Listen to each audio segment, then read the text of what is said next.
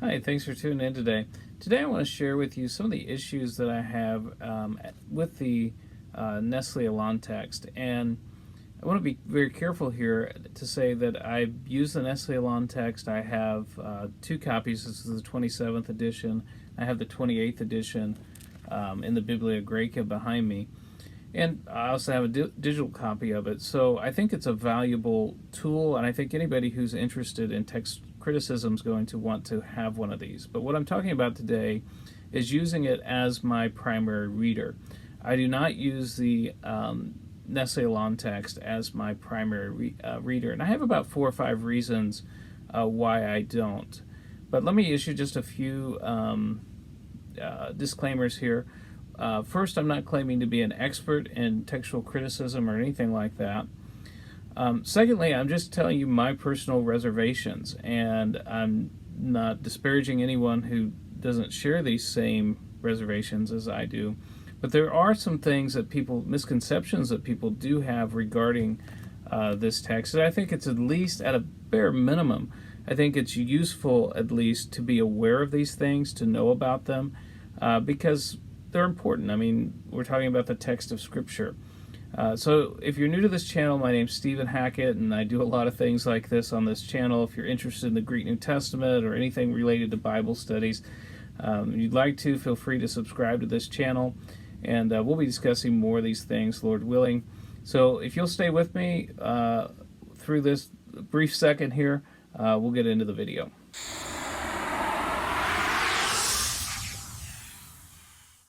So what are my issues? What are the issues that I have with the Nestle Aland text?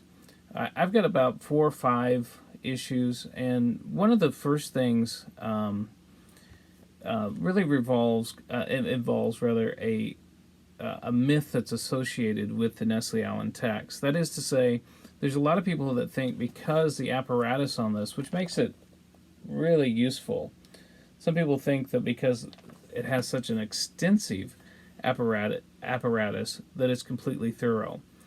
Now, I am understanding the fact that it doesn't cover all the variants. There's no possible way that a book that size could.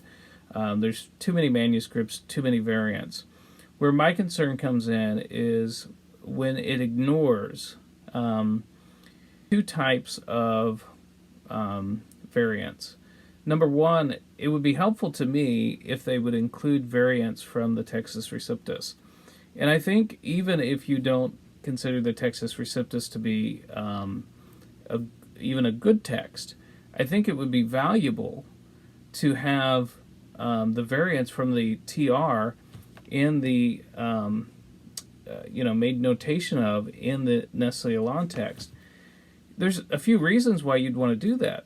Firstly, I would guess that I know, at least in America, a huge swath of Bible readers are reading Bible translations that are based on the Textus Receptus, the King James Version, for example. 55% of Americans are still reading a King James Version Bible.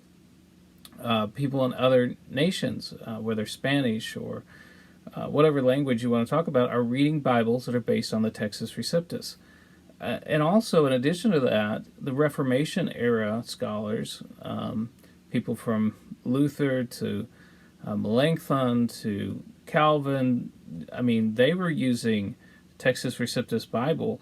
So just even from a historical perspective and from a perspective of dealing with people who are reading Textus Receptus based Bibles, wouldn't you want to know when there's variants from the Textus Receptus? Well, some of those variants are listed. I would say probably even most of those variants, but there's times where the TR readings are completely ignored. And so for me, I would, with having an apparatus like this, you would think they could make room for those sorts of readings, especially because there's a number of times it takes notes of readings which no, or virtually nobody, I mean, probably there's somebody out there, there's always one, but virtually nobody thinks some of these readings are right. Some of the readings are in the bottom of this apparatus. Scholars or pastors, there's like they're interesting because sometimes they appear in early manuscripts or whatever, but nobody out there is taking these readings seriously, and then to pass over readings that are in the Textus Receptus. Now that's kind of a personal issue for me, but I would think even for scholars, they'd want to know that. Also, in addition to that, there are times when there's times when it ignores not just readings from the TR, which are sometimes, occasionally, there's readings from the Textus Receptus, which are not, how do I say this, not well supported by existing Greek manuscripts. So sometimes they have support from Latin, sometimes they have other support, but extant Greek witnesses, there's readings in the Textus Receptus that aren't well supported by extant Greek witnesses. But even further than that, there's times when the Nestle Aland text will omit references or give variant units for when the main text of the Nestle Aland varies from the majority of Greek witnesses. And I think a lot of people are unaware of this. So if you would like to look at, for example, Mark 9:3, give you the reference here, and then we'll switch over to my screen, and you can take a look at the verse for yourself. Let me switch this over. Okay, so let's do it this way. That's not good either. All right, so you can see in the King James Version here, this as snow, right? And his raiment became shining, exceeding white as snow. And here it is in the Nestle Aland text, and his garments became shining white exceedingly. This bit right here, as snow, does not appear in the Greek text of the Nestle Aland. The interesting thing about that is somewhere in the neighborhood of 73% of your manuscripts, according to Dr. Wilbur Pickering's work that he's done, somewhere in the neighborhood of 73% of your manuscripts, also some early Greek witnesses as well, actually contain this. So if you're looking at this from a perspective that's not even like a providential perspective, but just from a pure scholarly standpoint, just as from an academic standpoint, are we really to believe that there's absolutely no way that 73% of our manuscripts do not contain the correct reading here? That it's possible that it's absolutely impossible that little phrase, as snow. Now, you might not take it as original, and that's fine. I'm not here to debate that point with you. But wouldn't you want to know, if 73% of your manuscripts, approximately, read as snow right there, wouldn't you want to at least know that variant? And there are thousands and millions of people who believe that is part of Scripture. And that, so to me, what this shows, or what I feel like, and maybe I'm wrong about this, I don't know these people, but sometimes I get this feeling like this is strictly an academic document, and they really aren't too concerned with the vast majority of people who sometimes care the most about Scripture really are reading as Scripture. And so, to me, that's concerning. So, those are a couple of the reasons why, first, it doesn't show variance between the TR, which I think at the very least is historically important. Secondly, it doesn't show the variance from the majority text, and that's, I can understand that. I can live with that if you didn't have all these other variants that no one on the planet takes seriously. Okay, and then there's a whole, let me give you this. So I'll try to leave a link here for this, but I want to show you this before we leave this section. And let's do it this way.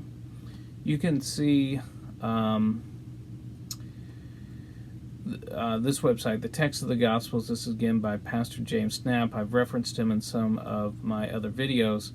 But he has a list here of some fairly important and meaningful variants that don't make it into the Nestle law. Now, that's not to say that they don't catch most of them, but they do catch a lot of them. And so he has some more references here. Like I said, I'll leave this link.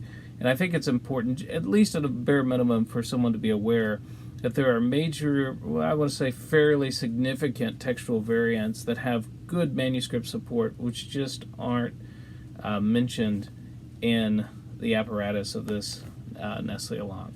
Okay? Okay, so the next thing I would like to talk about is one of my concerns about the trajectory of the scholarship that goes behind this. And as I said at the beginning of the video, I think this is an amazing tool. I think the scholars that put it together are brilliant scholars, far beyond me. And I don't want to attack their character or anything like that. And I'm aware of what's called the genetic fallacy, that just because a view originates from somewhere doesn't necessarily make it wrong. But for me, and again, this is just me, we're talking about the text of Scripture here, and one of my concerns is the trajectory of the editorial committee. So you can go over to their site, and again, I will share my page here with you, my computer screen. This is a new editorial committee for the Nestle Elan. The committee consists of renowned scholars with different denominational and cultural backgrounds. That sounds good. You have people like D.C. Parker, and he's famous in the field of textual criticism. But then you have a man like David Trobisk, probably butchering his last name there, on the very unlikely situation that Dr. David Trobisk watches this video. My apologies, sir, for mispronouncing your name. It's not intentional. But again, if you go over to this blog by James Knapp, and he's got a lot of good material here, he points out the fact that this man has been a part of the Center for Inquiry, which is a worldwide movement of humanists, skeptics, free thinkers, and atheists. And its members' mission is plainly stated to foster secular society based on science, reason, freedom of inquiry, and humanist values. He's been a part of the Jesus Project. He's attached with these names of men that are, been involved with men that are kind of supporting the atheist agenda or humanism. Robert Price is a famous one. Frank Zindler, he did that famous debate with William Lane Craig. James Crossley, also another prominent biblical scholar who's an atheist. I'm not saying he's an atheist. I'm just saying I don't know. But he's associating himself and working with people. And you can read further in this article, taking some pretty extreme views on things. At the very least, this is not a conservative biblical scholar. This does not seem like a person at all who's taking a high view of Scripture, and yet he's been brought onto the editorial committee of the Nestle Elan. So that concerns me. It might not concern you. You might not have an issue with that. That may not bother you. But it does. It affects me. I'm concerned about those sorts of things. And then finally, the last thing I want to say in regards to this is I'm concerned about some of the readings that have been adopted in the Nestle Elan text, in its main text. So if you were to look at a passage like, for example, Luke 6:26, I think there is about I think let me look at the reference here. Yeah, there's 5 variant units in Luke 6:26.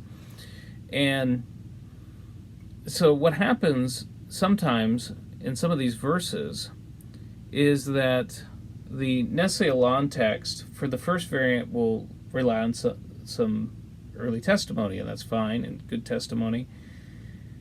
But then they don't rely on those same manuscripts for the second, third, fourth, and fifth variants. So what happens by the time you get to the end of the verse, so you've borrowed from these manuscripts for this variant, these manuscripts for this variant, this other group of manuscripts for this variant, and this other group of manuscripts for this variant, and this other group of manuscripts for this manuscript, or maybe one of those manuscripts supports 4, but not 5 of the readings.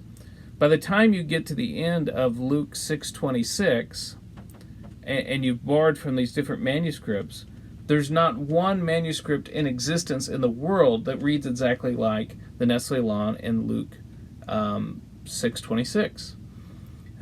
So what is the probability that the Nestle Aland text has gotten the right? It's almost like a combination on a lock.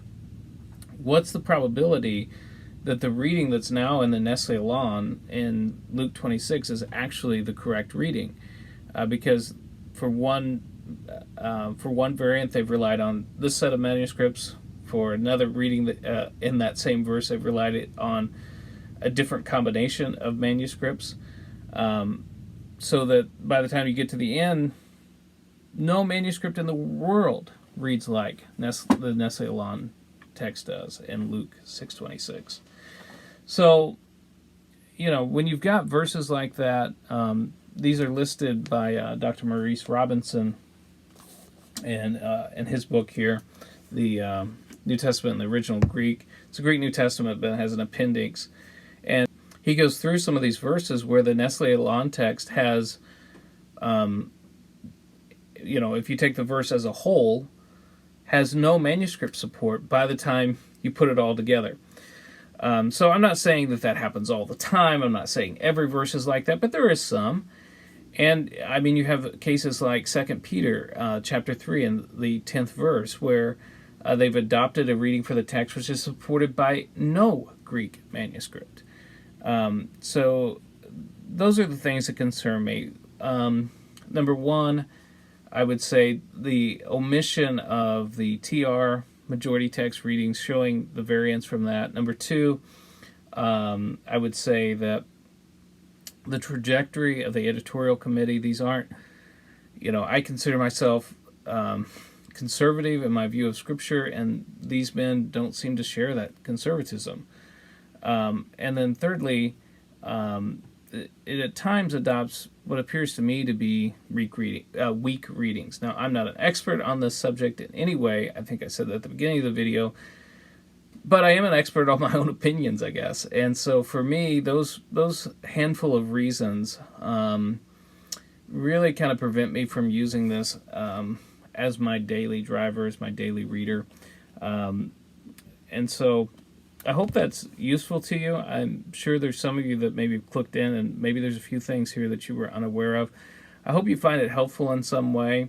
And if you're interested in these sorts of videos that have to do with, kind of an ordinary guy's view on some of these things, if those things are helpful to you, make sure you hit the like button and drop down some comments in the comment section. Let me know, do these issues concern you? Do they not concern you? And I'll see you down in the comment section. So have a good day, and the Lord bless you.